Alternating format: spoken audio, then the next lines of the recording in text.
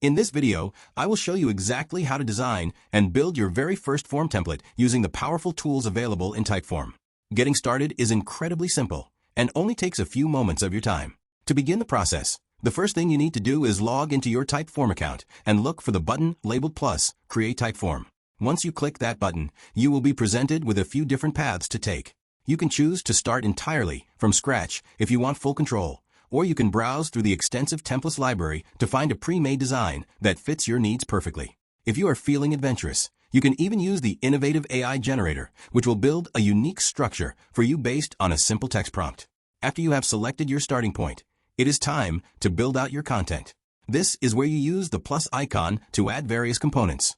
You might want to start with a friendly welcome screen to greet your users. From there, you can add all sorts of interactive questions, such as multiple choice options, open text fields, or even rating scales to gather feedback. Do not forget to wrap things up with a professional thank you page to show your appreciation. Once your structure is set, you should navigate to the Design tab, which is represented by a small palette icon. This is where you can truly make the form your own by customizing your brand colors, selecting unique fonts, and choosing professional background images that match your aesthetic.